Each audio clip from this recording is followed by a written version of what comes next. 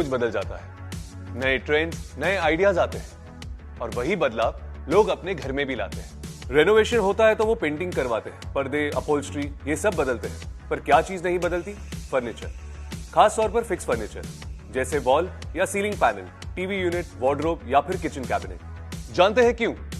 क्योंकि पुरानी लैमिनेट्स को उखाड़कर उस पे नई लैमिनेट को फिक्स करना मतलब ज्यादा समय, ज्यादा खर्चा, यानी महाझंझट। इसीलिए कस्टमर्स ये कदम नहीं उठाते और आप भी ऐसी साइट्स लेने के लिए कतराते हैं जहां इतनी झंझट हो। पर अगर मैं आपसे कहूं कि बिना पुराने लैमिनेट को उखाड़े उस पर नया लैमिनेट फिक्स किया जा सकता है, जिससे कस्टमर के पूरे घर को नया लुक मिलता है और आप भी पुराने लैमिनेट को उखाड़ने से बच जाते हैं, तो आप पूछेंगे कैसे?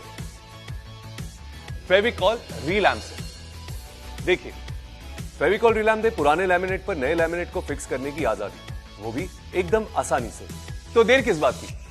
आइए देखते हैं फेविकॉल रीलैम्प को इस्तेमाल करने का सही तरीका। जिस पुराने लैमिनेट पर नए लैमिनेट लगाना हो, उसके सरफेस को पहले अच्छी तरह जांच लें। ग्रीस या तेल को साफ कर लें। ध्यान रहे कि लैमिनेट की सतह एक समान हो, उसमें कोई बबल्स ना हो, कहीं से उखड़ा ना हो और कोई क्रैक भी ना हो।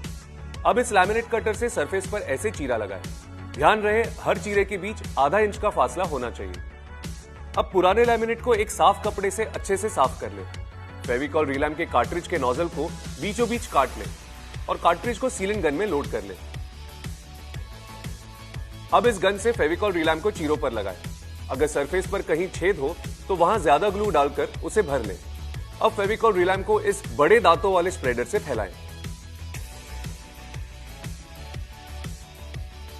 अब नए लैमिनेट को फिक्स करने से पहले इसके पीछे के सरफेस को एक साफ गीले कपड़े से पोंछ लें। अब नए लैमिनेट को पुराने लैमिनेट के सरफेस पर फिक्स कर लें। अब एक साफ कपड़े की मदद से लैमिनेट पर उचित प्रेशर डालें। अब लैमिनेट को एक बार उठाकर देख लें कि ग्लू नए लैमिनेट पर ट्रांसफर हो गया है या नहीं। अगर ग्लू ट्रांसफर नहीं हुआ तो वहां वापस प्रेशर दें, जिससे सही मात्रा में ग्लू ट्रांसफर हो जाए।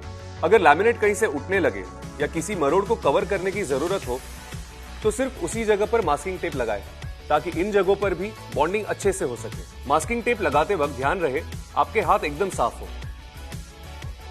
6 से 8 घंटे बाद आप रंधा कर सकते हैं और 24 घंटे बाद कटिंग कर सकते हैं।